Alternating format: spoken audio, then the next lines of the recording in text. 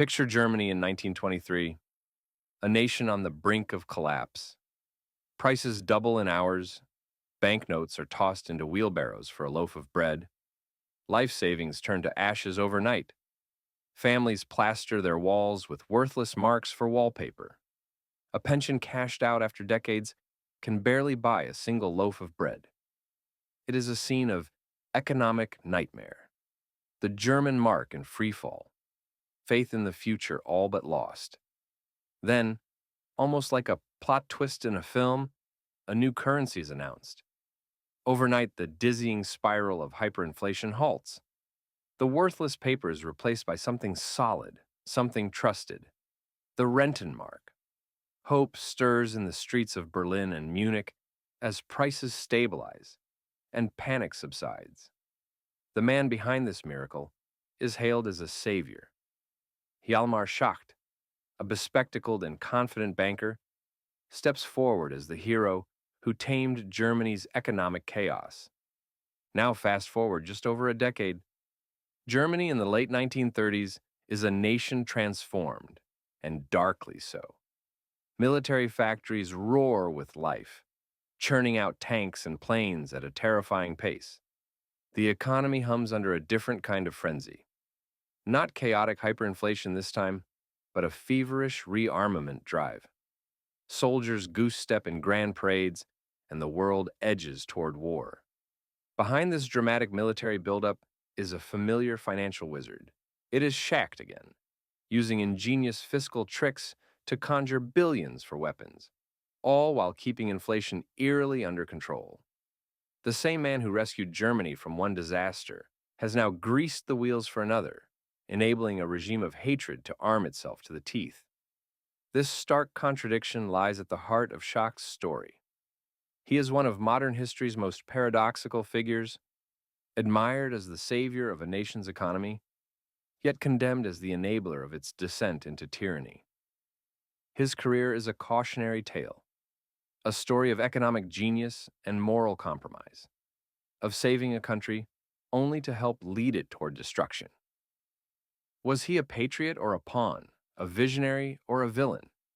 In the chapters that follow, we delve into the life and legacy of Hjalmar Schacht, tracing how one man's financial brilliance served both recovery and ruin.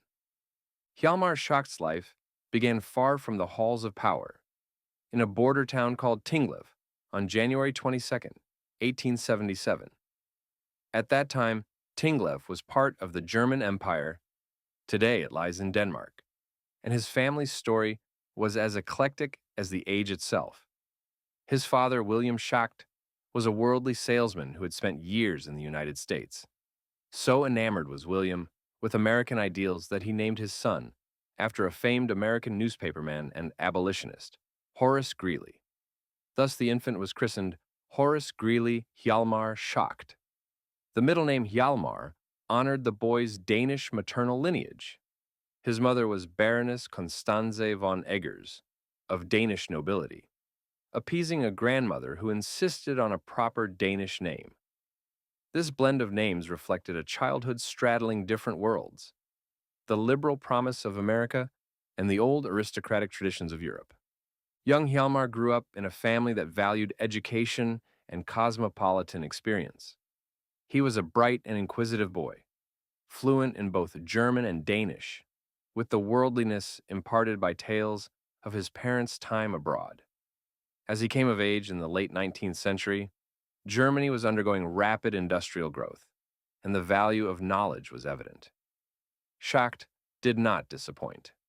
He was an exceptional student, flitting from one field of study to another in a quest to find his calling. He began studying medicine at Kiel, then shifted to philology, the study of language, in Munich, then again to political science in Berlin. It seemed as if no single discipline could contain his curiosity. Finally, he settled on economics and finance, earning a doctorate in 1899 at the mere age of 22. His doctoral thesis examined mercantilist economic policies. Esoteric stuff for most, but a strong signal of Schacht's early passion for monetary matters and economic theory. Even as a young man, Schacht exhibited the traits that would define him later: intellectual brilliance, self-confidence, and a taste for bold ideas. He was not one to be pigeonholed. By his mid-20s, with a freshly minted PhD, Schacht was ready to make his mark in the practical world. He married his childhood sweetheart Louise in 1903, and in that same year, launched into a banking career that would carry him to the center of Germany's financial world. Little could anyone have imagined that this ambitious young economist, born on a linguistic and cultural frontier, named after an American idealist, would one day hold his nation's fate in his hands, steering it first to salvation and then, unwittingly, toward the abyss. Schacht's rise in the banking industry was swift and impressive. In 1903, at 26 years old, he joined the prestigious Dresdner Bank, one of Germany's major financial institutions. The timing was perfect. The early 1900s were an era of prosperity and innovation in banking, and Schacht quickly proved himself to be more than just an academic theorist. He had a knack for practical finance, showing sharp instincts in investment and credit management. Colleagues noticed his keen analytical mind and an almost uncanny ability to remain cool under pressure, traits that would serve him well in turbulent times ahead. By 1908, only 5 years into his career, Hjalmar Schacht rose to become a deputy director of Dresdner Bank. It was an astonishing ascent for someone so young, but he had earned it through hard work and a certain charm in high society. Schacht was a tall, slender man with piercing eyes behind rimless glasses, always impeccably dressed and self-assured. He mixed easily with Germany's business elite. In 1905, on a business trip to America with other Dresdner Bank executives, the young banker even met the legendary financier J.P. Morgan and paid a visit to President Theodore Roosevelt in Washington. These encounters with giants of global finance hinted at Schacht's burgeoning international outlook and network. He was learning that economics was not just numbers on a ledger. It was power, diplomacy, and global in scope. When World War I erupted in 1914, Schacht's financial expertise became a valuable asset to his nation. While millions of young men were sent to the trenches, Schacht was enlisted for a different kind of battle: the economic war effort.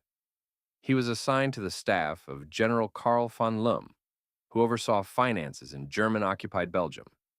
There, Schacht helped organize the occupation's financial system, effectively ensuring resources from Belgium could support Germany's war machine. It was no easy task. He had to negotiate payments, procure supplies, and manage occupied currency flows. Schacht approached it with his trademark creativity. One story from this period illustrates his audacity. To pay for requisitioned goods, he arranged for nearly 500 million Belgian francs worth of bonds to be funneled through his old employer, Dresdner Bank. It was a clever move to secure funding, though it skirted the edges of proper protocol.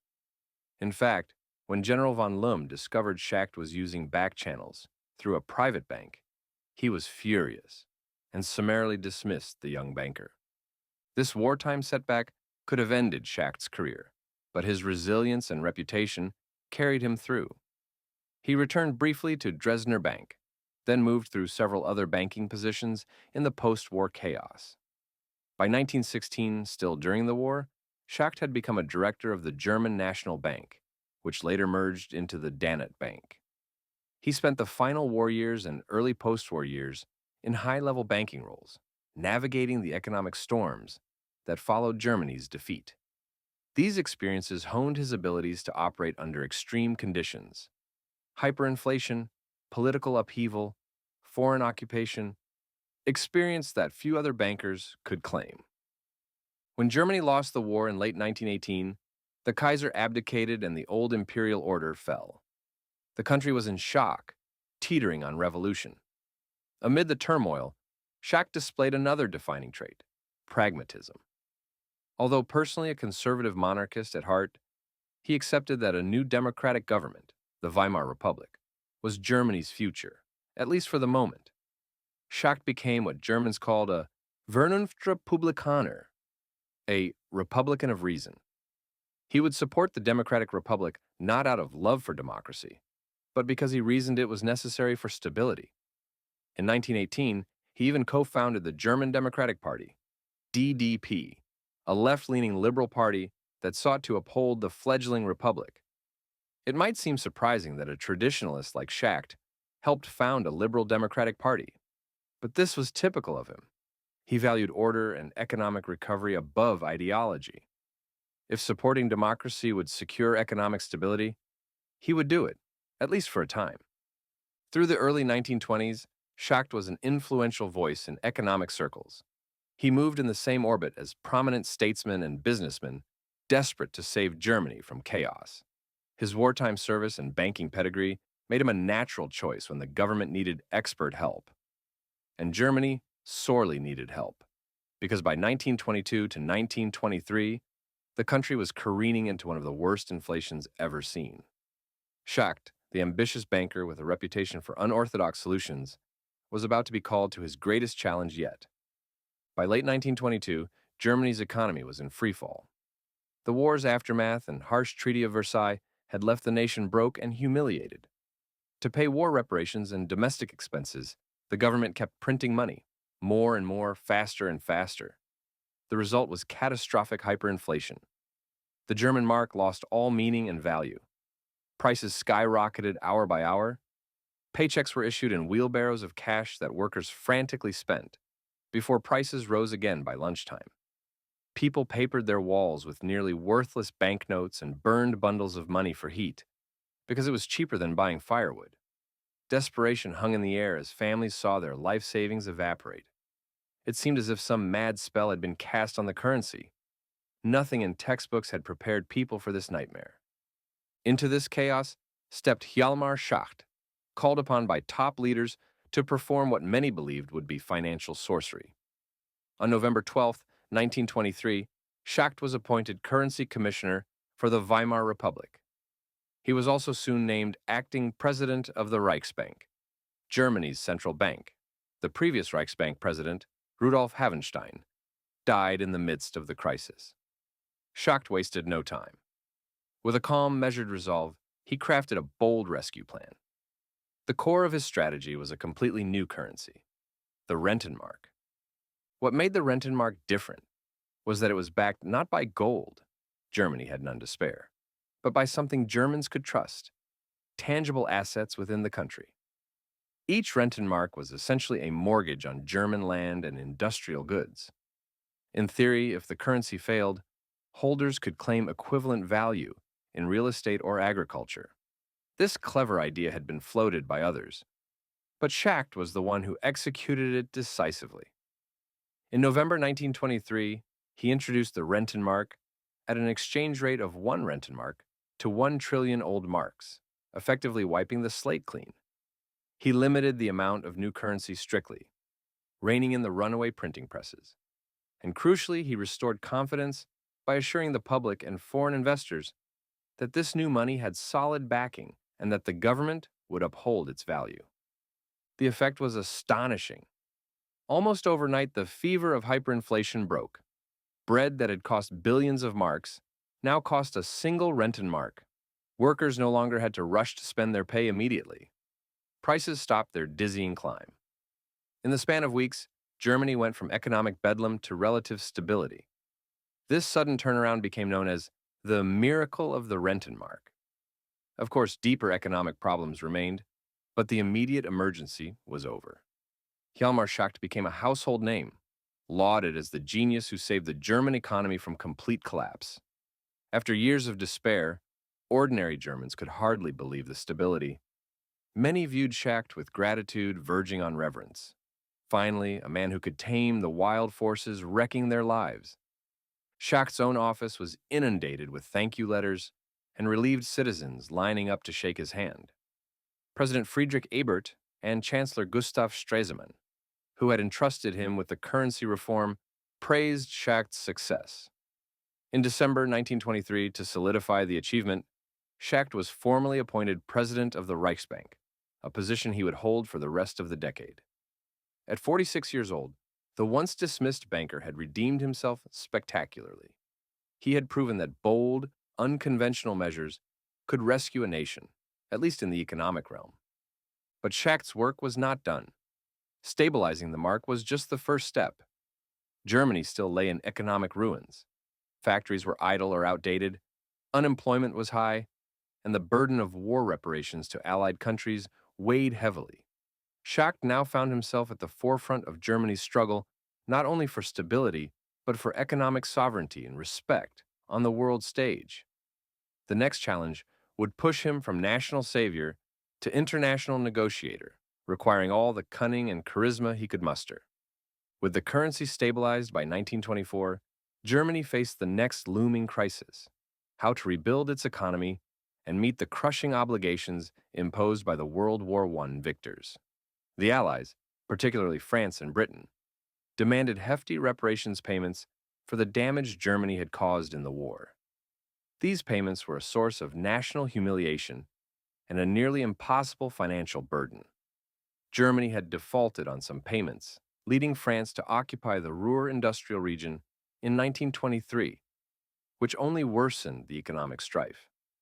Schacht, now head of the Reichsbank, was determined to find a way out of this deadly cycle. Here, Hjalmar Schacht's role evolved from a domestic crisis manager to a diplomat of finance on the international stage. He understood that Germany could not recover without cooperating with other powers and securing relief or investment from abroad. In 1924, an opportunity arose. An international committee, led by American banker Charles G. Dawes, crafted what became known as the Dawes Plan. This plan aimed to restructure Germany's reparations payments and stabilize its economy with foreign loans, primarily from the United States. Schacht was not the sole author of the Dawes Plan by any means, but as Reichsbank president, he became one of its key implementers and champions within Germany. Under the Dawes Plan, Germany's annual reparations payments were made more manageable, and crucially, foreign capital started flowing into Germany. American banks lent millions of dollars to jumpstart German industry. Schacht worked closely with international financiers to ensure this plan succeeded. He traveled to meet bankers in London and New York, cultivating relationships that would benefit Germany. One of his closest international friends was Montague Norman, the governor of the Bank of England. The two central bankers developed a famous friendship. Norman even became godfather to one of Schacht's grandchildren. Through connections like these, Schacht helped restore global confidence in Germany's financial stability.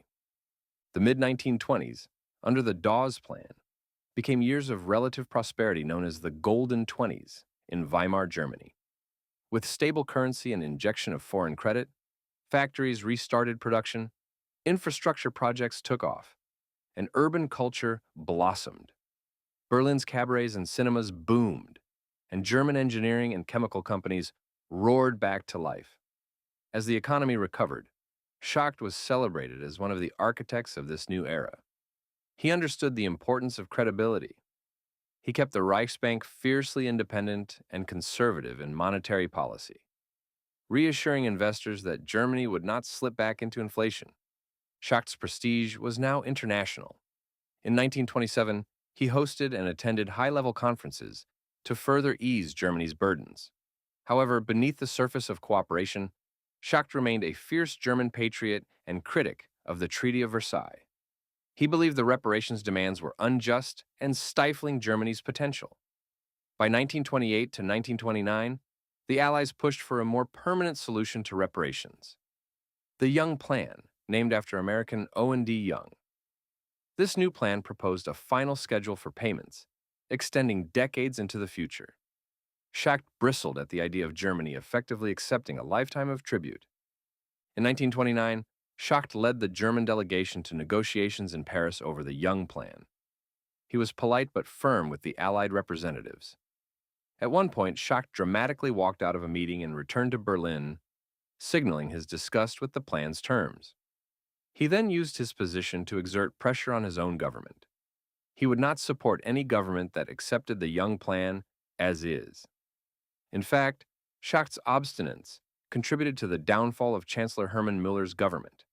He caused a crisis by insisting that the Reichsbank would refuse to extend credit, if the Young Plan went through without concessions. Schacht was leveraging Germany's slowly regained economic strength to assert independence. Ultimately, when the Young Plan was finalized in early 1930, with only minor concessions, Schacht chose to resign as Reichsbank president, March 1930, in protest. It was a bold move, essentially putting principle and patriotism above his prestigious job. Many Germans applauded Schacht's stance. They too felt the Young Plan was a humiliation. Schacht had by now become an outspoken critic of reparations and a voice of German nationalism in the economic sphere. His resignation made international headlines. It was clear that Hjalmar Schacht was not just a technocrat, he had political convictions, especially when it came to German sovereignty. By the end of the 1920s, Schacht had experienced a dizzying decade. He'd been the savior of the mark, a respected global banker, and a key figure in securing foreign support for Germany's recovery. Yet, the world was about to change yet again. The Wall Street stock market crash in late 1929 triggered a global Great Depression. The foreign loans dried up, and Germany's fragile prosperity collapsed into mass unemployment and misery once more. In this new crisis, with the Weimar political system paralyzed, Schacht would take another turn, one that led him down a fateful path toward the radical right. The stage was set for Hjalmar Schacht's next role, a financial kingmaker in the rise of Adolf Hitler. As the Great Depression took hold in the early 1930s, Germany was plunged back into economic agony. Factories that had buzzed with activity fell silent. Unemployment skyrocketed to unprecedented levels, over 6 million jobless by 1932. The Weimar government seemed incapable of decisive action, hamstrung by political infighting and the burden of reparations. It was a bitter time for Hjalmar Schacht. He watched the hard-won gains of the 1920s slip away and blamed much of it on the system itself. The democratic politicians, the Versailles Treaty, and the perceived foreign domination of Germany's fate. Schacht's earlier pragmatic support for the Weimar Republic began to crack. Freed from his duties at the Reichsbank after 1930, Schacht became more vocal politically. Initially, he was still considered a moderate liberal from his DDP days. But truthfully, Schacht's mindset had always been more conservative nationalist than his brief party affiliation suggested. He detested the influence of the Socialist Social Democratic Party, SPD, in government, particularly their welfare programs and public spending, which he saw as fiscally reckless. Schacht was a fiscal conservative to his core, fearing any policy that could rekindle inflation or excessive debt. He began to drift towards circles that promised strong government, national revival, and an end to the perceived humiliation of Versailles. In 1931, Schacht took a dramatic step. He joined the Harzburg Front, an alliance of right-wing political figures, monarchists, and rising extremists who gathered in the town of Bad Harzburg that October. This coalition was united by a desire to topple the Weimar parliamentary government and install an authoritarian regime. Present among them was Adolf Hitler, the fiery leader of the National Socialist German Workers' Party, NSDAP, commonly known as the Nazi Party. Schacht's decision to align with such an openly anti-democratic group was telling. He had lost faith that the Weimar system could restore Germany's fortunes. He saw promise instead in a national movement that could sweep away the old constraints and stand up to the Allies. Around this time, Schacht claimed to have read Hitler's manifesto Mein Kampf. Unlike many members of the old elite who dismissed Hitler as a vulgar demagogue, Schacht was impressed by Hitler's determination to overthrow Versailles and rebuild Germany's power. In January 1931, through mutual contacts, Schacht met Adolf Hitler in person for the first time. The meeting was arranged by Hermann Göring, a leading Nazi who recognized the value of winning over establishment figures like Schacht. The encounter went well. Schacht was charmed by Hitler's apparent sincerity and charisma. He began to see Hitler not as a fringe agitator, but as potentially the strong leader Germany needed, one whom Schacht might influence or moderate from within. Crucially, Schacht offered Hitler something invaluable: credibility and connections. Though not a Nazi party member at that point, Schacht started using his extensive network of business leaders to help the Nazi cause. He convinced major industrialists and bankers that Hitler's movement could be the answer to Germany's instability. Schacht was well connected with magnates like the Krupp family, steel manufacturers, Fritz Thyssen, a steel baron and early Nazi supporter, and other coal and steel executives. In the early 1930s, he quietly reassured these men that the Nazis, despite their rough edges, would be business-friendly and anti-communist, which was music to their ears in a time of Bolshevik fears. One pivotal moment came in November 1932. Germany had endured multiple inconclusive elections, and Hitler's Nazis, though the largest party, had seen their vote share dip slightly that fall. Sensing an opportunity, Schacht orchestrated a letter signed by dozens of leading industrialists and financiers urging President Paul von Hindenburg to appoint Adolf Hitler as Chancellor of Germany. Schacht himself drafted and signed this petition, lending his prestige to the Nazi power bid. The letter argued that Hitler's strong leadership was needed to restore order and confidence. Hindenburg, an aging World War I field marshal, had been reluctant to hand power to Hitler. But the pressure from the conservative establishment, including Schacht's lobbying, helped tip the scales.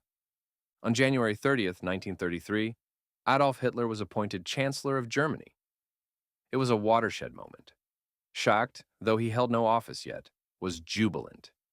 He believed a nationalist revival government had arrived, one that he could guide economically. In a telling gesture, within weeks of Hitler's takeover, Schacht organized a meeting of the Association of German Industrialists that raised 3 million marks to fund the Nazi Party's campaign in the critical March 1933 elections, which were the last semi-free elections held. Schacht stood in the shadows of that meeting, effectively passing the collection plate among the titans of industry to finance Hitler's consolidation of power. Not long after, Hitler solidified his dictatorial powers through the Enabling Act. And how did Schacht respond? He embarked on a tour of the United States in mid-1933, giving speeches and interviews where he portrayed Hitler as a reasonable leader who would ultimately restore democracy after stabilizing the country. It was pure spin. Perhaps Schacht believed it, or perhaps he thought it necessary to calm international nerves. He even met U.S. President Franklin D. Roosevelt during this trip. Roosevelt was not impressed.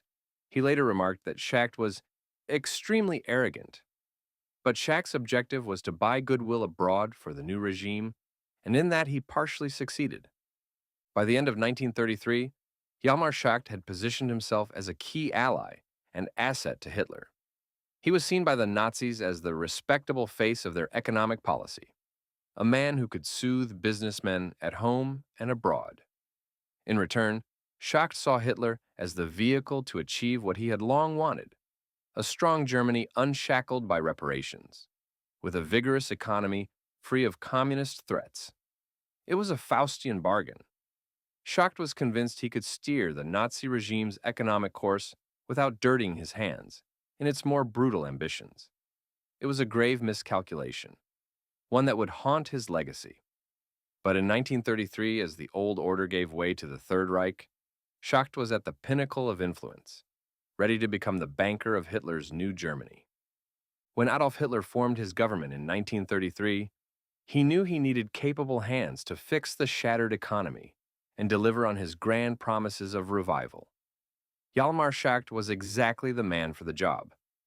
In March 1933, just 2 months into Hitler's rule, Schacht was rewarded with reappointment as president of the Reichsbank. This placed him in charge of Germany's central banking system once again, this time under Nazi auspices. For Hitler, having Schacht at the Reichsbank served two purposes. It reassured conservative businessmen that a sober financial expert was in charge of the economy, and it provided an economic wizard to conjure the resources needed for the regime's plans. Schacht set out to tackle the most urgent problem: massive unemployment. At the depth of the Depression, nearly 1 in 3 German workers had no job. Drawing inspiration from ideas of British economist John Maynard Keynes, whose work Schacht was familiar with. In observing projects like Roosevelt's New Deal in America, Schacht advocated for large-scale public works to jumpstart the economy. Hitler eagerly agreed, especially on showcase projects like the construction of the Autobahnen, Germany's highway network. Soon, shovels were in the ground. The Autobahn project and others put hundreds of thousands back to work, building roads, bridges, and infrastructure. Unemployment began to fall sharply. Propaganda hailed it as the German economic miracle, and Schacht's policies were at its core. In August 1934, impressed by Schacht's performance and needing to fill a vacancy, Hitler appointed him Minister of Economics as well. Now, Schacht wore two crucial hats. He was both the head of the central bank and the top economic policymaker in the cabinet. With this power, he launched what he called the New Plan. Germany's situation in 1934 was tricky. The country needed raw materials from abroad, like oil, rubber, metals, to rebuild industry and rearm, but it lacked foreign currency reserves to pay for everything. Under the new plan, Schacht established strict control over imports and exports. He negotiated bilateral trade agreements, especially with countries in South America and Eastern Europe, whereby Germany would barter or pay in Reichsmarks, which those countries could only use to buy German goods in return.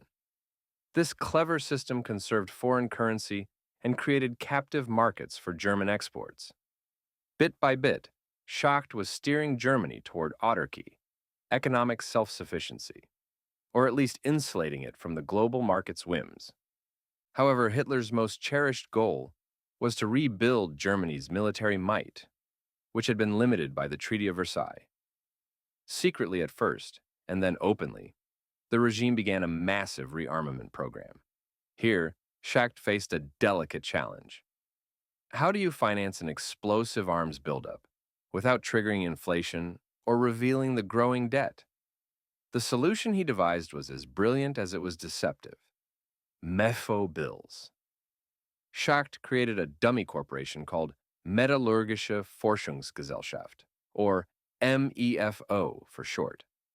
Instead of paying armament contractors directly in cash, which would have bloated government deficits, the government paid them with Mefo bills, basically IOUs or promissory notes issued by the shadow company, guaranteed by the Reichsbank. These Mefo bills could be exchanged for cash at the Reichsbank at a later date, with interest. But meanwhile, they acted like a secondary currency circulating among businesses. This scheme kept the military expenditures off the official budget in the short term and delayed the inflationary impact. It was financial sleight of hand on a grand scale, effectively allowing Hitler to build tanks and planes on credit without immediate economic strain. The results at first were spectacular. German industry roared back to life as orders for steel, machinery, and armaments flooded in. Unemployment plummeted. By 1936, the jobless rate was almost nil. Workers were even being imported from outside to meet labor shortages. For the average German, after years of hardship, it felt like a revival. Paychecks were steady, the streets were full of construction and production, and national pride was swelling. Schacht enjoyed international recognition for Germany's rebound. Some observers in the mid-1930s spoke with admiration, even envy, of how Germany seemed to have conquered the Depression. Little did they know it was a house built on sands of deficit spending and rearmament frenzy. But for the time being, Schacht's reputation as a master economist, the old wizard, as some called him, was at its zenith. Yet, amidst these achievements, there was a darker side that Schacht could not entirely ignore. The Nazi regime was quickly implementing its ideology throughout society, including a campaign of hateful persecution against Germany's Jewish population. Schacht was not a racial fanatic like many of his Nazi colleagues, but he was a nationalist who initially shared some of the common prejudices of the time. He publicly stated in 1934 that the Jews must realize that their influence in Germany has disappeared for all time. In practice, Schacht supported policies to reduce Jewish roles in the economy. He helped Aryanize some businesses, for example, meaning transfer them from Jewish to non-Jewish ownership. However, he drew a line at outright lawless violence and economic chaos caused by anti-Jewish actions. He believed in law and order, at least for respectable Germans, and saw unrestrained pogroms as dangerous to the economy. In August 1935, Schacht delivered a speech denouncing the wildcat anti-Semitic boycotts and the crude propaganda of figures like Julius Streicher, publisher of the vile Der Stürmer newspaper. Schacht argued such actions were not only immoral, but also economically self-defeating. Interestingly, he even struck a deal in 1934 with Zionist organizations known as the Havre Agreement and related arrangements to facilitate the emigration of German Jews to Palestine, with part of their assets transferred in the form of exported German goods. By such means, over 100,000 German Jews were able to leave by the late 1930s, salvaging some wealth, while ironically benefiting Germany's export economy. This uneasy moral stance exemplified Schacht's outlook. He was willing to collaborate with an authoritarian regime and even implement some discriminatory policies, but he saw himself as a moderating force, ensuring that Germany's economy stayed strong and that the worst excesses, in his view, did not derail the nation.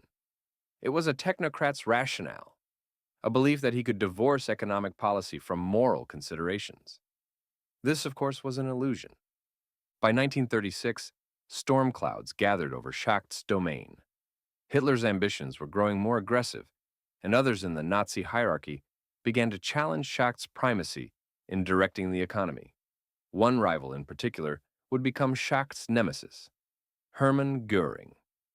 Once a war hero pilot, and now Hitler's right-hand man, Göring had scant understanding of economics, but immense appetite for power. In October 1936, Hitler appointed Göring as the coordinator of a new 4-year plan, an all-out push to make Germany ready for war within 4 years, emphasizing rapid rearmament and autarky in key resources. This move effectively sidelined Schacht on critical decisions because Göring was given authority to override other economic ministries. Schacht was alarmed. He believed that the pace of rearmament and the degree of state control Göring demanded could bankrupt Germany or trigger a return of inflation. The free market liberal in Schacht bristled at Göring's heavy-handed, often irrational orders, such as trying to produce synthetic rubber and oil at any cost, or forcing farmers and industrialists to meet impossible quotas. Schacht privately argued to Hitler that they should slow down military spending to avoid overheating the economy. But Hitler, entranced by Göring's promises of rapid might, grew impatient with Schacht's caution. Göring, in turn, mocked Schacht's concerns, once retorting to him in a meeting with a chilling phrase, "If the Führer wishes it, then 2 times 2 are 5. In other words, under Hitler's will, economic logic could be bent or ignored. For Schacht, a man of logic and numbers, this was a breaking point. By 1937, the partnership of convenience between Hjalmar Schacht and the Nazi leadership was unraveling. Schacht found himself increasingly isolated within Hitler's inner circle. His prudent approach, advocating for slower spending and warning about deficits, was falling on deaf ears. Hermann Göring and others sneered that Schacht was too timid to take the bold steps needed for Germany's destiny. Meanwhile, Schacht was becoming ever more disturbed by the regime's extremes, both economic and moral. Nazi Germany was accelerating towards war and radicalism, and Schacht felt control slipping away. In the summer of 1937, Schacht made the fateful decision to step down from one of his roles. He tendered his resignation as Minister of Economics in August 1937, though the formal announcement came a bit later, effective November. Officially, it was presented as a mutual agreement. Schacht claimed ill health and disagreement with aspects of policy. In truth, it was a power struggle lost. Göring and his faction had effectively taken over economic planning through the 4-year plan, and Schacht could not bear being a figurehead for policies he opposed. Hitler allowed Schacht to resign from the ministry, but, tellingly, was concerned about the signal this might send abroad. Schacht was well respected internationally. If he left abruptly, it could hint that the Nazi economy was in trouble, or that radicals were fully in charge. To save face, Hitler kept Schacht on as a minister, without portfolio. essentially a title with no duties, and insisted he remain president of the Reichsbank, at least for a while.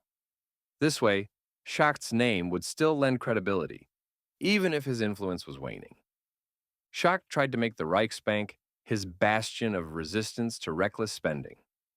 Throughout 1938, he frequently clashed with Goering's office by refusing to approve certain loans or by raising concerns about Germany's gold and foreign exchange reserves, which were being depleted to pay for raw materials. The Nazi leadership grew irritated with the Reichsbank's constraints. Schacht's fears were not unfounded. By late 1938, Germany was indeed facing financial strains, masked only by the looting of assets from annexed Austria and then Czechoslovakia after the Munich Agreement. Meanwhile, Schacht's distaste for Nazi policies sharpened further when the regime unleashed Kristallnacht in November 1938, a state-sanctioned pogrom against Jews that saw synagogues burned, businesses destroyed, and thousands of Jews terrorized and arrested. Schacht was appalled by the economic self-sabotage and the anarchy of it, to say nothing of the human cost, which he also found abhorrent. Shortly after Kristallnacht, Schacht actually had the boldness to tell Hitler in person that such violent persecution was wrong and damaging to Germany's reputation and economy. He proposed a different approach: remove Jews from Germany not by violence, but by expropriating their property in an orderly way and using those assets to fund their emigration. Schacht suggested creating international loans backed by confiscated Jewish property to finance resettlement abroad. This cold-blooded yet non-murderous plan appealed briefly to Hitler, always looking for funds, who allowed Schacht to explore it with his contacts in London. However, the plan never came to fruition, opposed by some Western Jewish leaders and soon overtaken by the war and Holocaust. Still, the episode showed Schacht's position. He wanted Jews gone from German society, but advocated doing it via forced emigration and economic theft, rather than outright violence. In his mind, this was a more civilized form of anti-Semitism. By early 1939, the tenuous arrangement between Schacht and Hitler's regime reached its end. On January 20th, 1939, Hitler abruptly dismissed Schacht as president of the Reichsbank. The official reason given was that Schacht had failed to follow orders and was too pessimistic about Germany's financial strength. In truth, Schacht's caution was interfering with Hitler's war preparations. He was replaced by Walter Funk, a more compliant economist who would print money on demand and pose no questions. Funk, ironically, would later be convicted at Nuremberg as a major war criminal, whereas Schacht would not. Though out of his central roles, Schacht was still kept on the roster as a minister without portfolio for a few more years, likely to avoid the embarrassment of a public break. He retreated to private life on his country estate in Gildehouse. There, Schacht watched with a mix of anguish and vindication as events unfolded.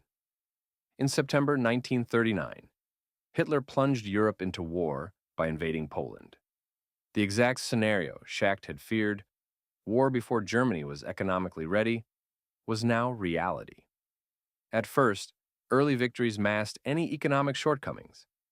But as war dragged on, Schacht's predictions of overextension would prove accurate. In those years, Schacht maintained only marginal contact with the regime. He was not consulted on policy. Instead, he quietly reconnected with old friends and like-minded figures who were uneasy with Hitler's course. Among them was Dr. Karl Goerdeler, the former mayor of Leipzig, and a key figure in an underground conservative opposition. Schacht and Goerdeler had both opposed Goering's economic policies in 1935 to 36. Now, they found common ground in fearing Hitler would ruin Germany. Goerdeler was deeply involved in plots against Hitler, and while Schacht did not join any active conspiracy to assassinate Hitler, he became a part of the extended resistance circle. He provided financial help to some dissidents and let certain resistance members use his property or resources. For instance, when one anti-Nazi friend's house was bombed in the war, Schacht quietly let them shelter in a villa he owned. He also had frequent conversations with Hans Gisevius, a Gestapo official turned secret opponent of Hitler. Through such contacts, Schacht stayed informed about plots and offered tacit support. Still, until 1944, Hitler's police left Schacht largely alone, perhaps out of respect for his past services or because he kept a low profile. That changed after July 20th, 1944, when a group of German officers attempted to assassinate Hitler with a bomb at his East Prussian headquarters. The plot failed and Hitler survived, vengeful and determined to purge anyone even remotely connected to the conspirators. Although Schacht had not been directly involved in the bombing attempt, his name was found in correspondence among the plotters, and his opposition sympathies were known. The Gestapo came for him. On July 23rd, 1944, Hjalmar Schacht was arrested and accused of treason. He was nearly 67 years old at this point. The Nazis showed no mercy to age or former status.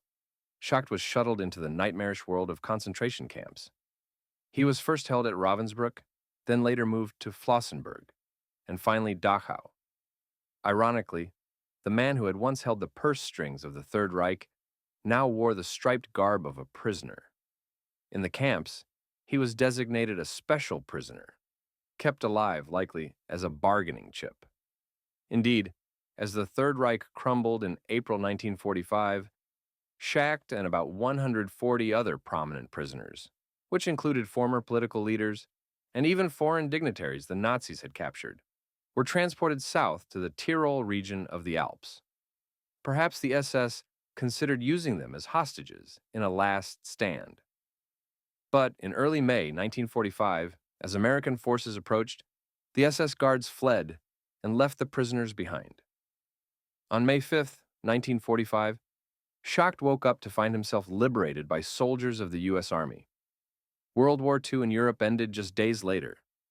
Hjalmar Schacht had survived the Nazi regime by a twist of fate, imprisoned by the very government he had helped empower, and freed by the allies he once defied.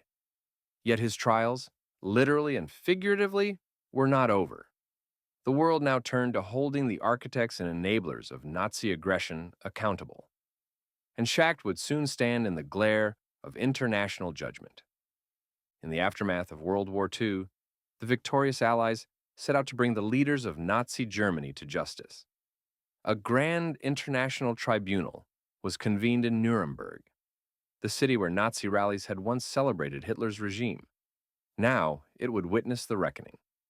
Hjalmar Schacht, as a prominent former Nazi official, was arrested by the Allies soon after his liberation and eventually indicted as a defendant in the Nuremberg war crimes trials. The specific charges against Schacht were crimes against peace, essentially conspiring to plan and wage aggressive war. He was not charged with the Holocaust or other crimes against humanity, as he had no direct role in those atrocities. But his role in rebuilding the German war machine made him, in the Allies' eyes, partly responsible for the war itself. Schacht's trial was a dramatic coda to his extraordinary career. In the dock, he sat alongside top Nazi figures like Hermann Göring, Rudolf Hess, and Albert Speer. Yet Schacht was something of an odd man out. He had fallen from Hitler's grace before the war really heated up, and he had even been a prisoner in a concentration camp by war's end. This gave his defense some potent arguments. When Schacht's turn came to plead, he stood in that courtroom, a gaunt older man, still radiating confidence, and declared himself not guilty. During the trial, Schacht's lawyer argued that his client was a patriot who tried to steer Germany responsibly. Yes, Schacht admitted he helped rearm Germany, violating the Versailles Treaty. But, he contended, rearmament in itself wasn't a crime under international law at the time, and he had always advocated it as a means of defense and restoring German parity, not for world conquest. Schacht pointed out that he lost power before Hitler unleashed the war. Indeed, by January 1939, he was out of the Reichsbank, and by the time of the invasion of Poland, he held only a nominal title. He emphasized his contacts with the resistance and the fact that Hitler's regime had imprisoned him. How, he asked, could he be part of a conspiracy with those who threw him in a camp? On the other side, the prosecutors, particularly the Soviet prosecutors, painted Schacht as one of the chief enablers of Nazism. They argued that without Schacht's financial acumen, Hitler might never have been able to rearm so quickly or even come to power as securely. They reminded the court of how Schacht had rallied industrial support for Hitler and masterminded the Mefo bills that financed the Wehrmacht. To them, Schacht was the banker of the devil, a man who greased the wheels of Hitler's war engine, even if he jumped off before the engine exploded. The Soviet judge in particular was harsh, believing Schacht's economic war preparations were fundamental to Nazi aggression. The tribunal of judges from the US, Britain, France, and the Soviet Union had to reach a verdict. The deliberations were contentious. Ultimately, the judges from the Western Allies leaned towards Schacht's acquittal, accepting that his break with Hitler indicated he was not fully part of the Nazi conspiracy to wage aggressive war. The Soviet judge vehemently disagreed, but he was outvoted. On October 1st, 1946, the International Military Tribunal delivered its judgment. Hjalmar Schacht was acquitted of all charges. The judges stated that, while his actions were morally and politically suspect, they did not find him legally guilty of plotting the wars, given the lack of evidence he was involved in planning the invasions, or that he continued in the government by the time those decisions were made. The reaction to Schacht's acquittal was mixed. In the courtroom, he coolly nodded as the shackles were removed from his wrists. He was free to go, unlike many of his co-defendants, who were sentenced to hang or to long prison terms. But outside that courtroom, many observers, especially from countries that suffered under the Nazis, were outraged. To them, this man's freedom was an injustice. He had helped Hitler rise an arm and now walked away without punishment. In the streets of Warsaw or London, people remembered the bombs that fell and knew those bombs were built with money that Schacht helped provide. The acquittal, however, stood. Schacht's legal troubles did not entirely end at Nuremberg. The newly reconstituted German authorities, under Allied supervision, conducted denazification proceedings to determine individual culpability and possibly bar certain people from public life. In a German denazification court, Schacht was initially classified as a major offender. He was sentenced to 8 years of hard labor by a German tribunal, essentially for being part of the Nazi leadership that wrought war, this was, separate from the Nuremberg trial. But Schacht appealed, and in 1948, a German appeals court overturned that sentence. Perhaps they considered his anti-Hitler actions or the unique circumstances of his case. In any event, by late 1948, just 3 years after the war, Hjalmar Schacht was a free man with no restrictions on his civic rights, free to pick up the pieces of his life. Stepping out of prison and courtroom shadows, Schacht was still a vigorous man in his early 70s. Remarkably, he was ready to begin anew. He was cleared, but his reputation was forever scarred and complex. Some saw him as the good German who turned against Hitler, others as a clever opportunist who escaped justice. Unbowed, Schacht returned to what he knew best: finance. In the decade after his acquittal, Hjalmar Schacht reinvented himself as an international economic consultant and businessman. Though he was now an infamous figure in the eyes of many, some governments and leaders, especially in the developing world, were eager to tap into the expertise of the man who had once rescued Germany's economy. In 1950, Schacht was approached by wealthy figures in countries as far-flung as Chile and Indonesia for financial advice. An attempt to bring him to Chile as an advisor caused a stir and was dropped once it became public. Memories of the war were too fresh. However, Schacht did find clients elsewhere. The charismatic Greek shipping magnate Aristotle Onassis hired Schacht as a consultant in the early 1950s, perhaps to navigate complex international finance for his business empire. Schacht also accepted an invitation from the government of Indonesia in 1951 to advise on economic development. Indonesia had just gained independence and was seeking models for growth. One of Schacht's most notable advisory roles was with Gamal Abdel Nasser's Egypt. Nasser, a nationalist leader, had taken power in Egypt and was pursuing ambitious modernization projects in the mid-1950s. He, like many anti-colonial leaders, thought Schacht's independence streak and financial ingenuity could help in escaping Western economic domination. Schacht provided counsel on currency matters and development planning in Egypt. He also interacted with leaders of other non-aligned movement countries emerging from colonialism, presenting himself as a sage elder statesman of finance who could help them avoid the mistakes that led to hyperinflation or dependency. In 1953, ever the entrepreneurial spirit, Schacht founded a private bank of his own in Germany, called Deutsche Außenhandelsbank Schacht and Company. Based in Düsseldorf, this bank focused on facilitating international trade. Given Schacht's name recognition and contacts, it did moderately well. He led the bank until 1963, when he finally retired from business life at the age of 86. By then, West Germany had itself undergone an economic miracle in the 1950s, ironically under policies somewhat akin to what Schacht might have endorsed, and the world had moved into the Cold War era. Schacht, once at the center of global crises, was now a historical figure occasionally consulted for his opinion on monetary policy. Throughout his later years, Schacht remained unapologetic about his own record. He published memoirs and books defending his actions and giving his perspective on economic policy. His autobiography, tellingly titled Confessions of the Old Wizard, came out in 1955, also published as My First 76 Years. In it, Schacht portrayed himself as a man who always tried to do the best for Germany, a technician who was drawn into politics by circumstance.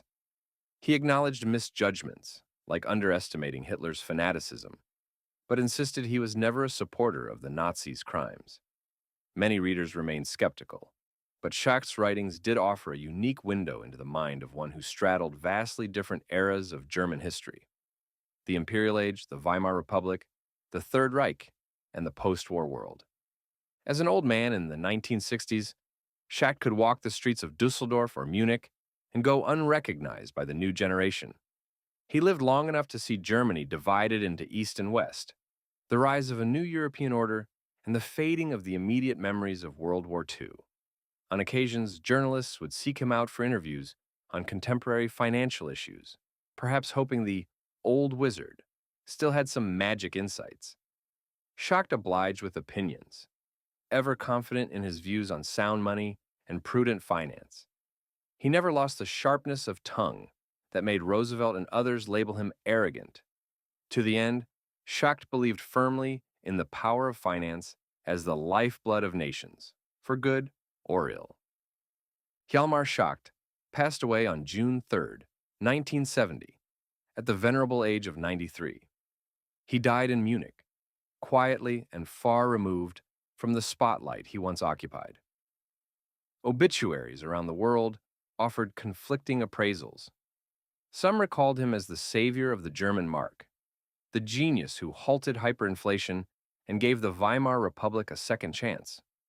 Others remembered the man who had cozied up to Hitler, financed rearmament, and played a role, however indirect, in setting the stage for the devastation of World War II.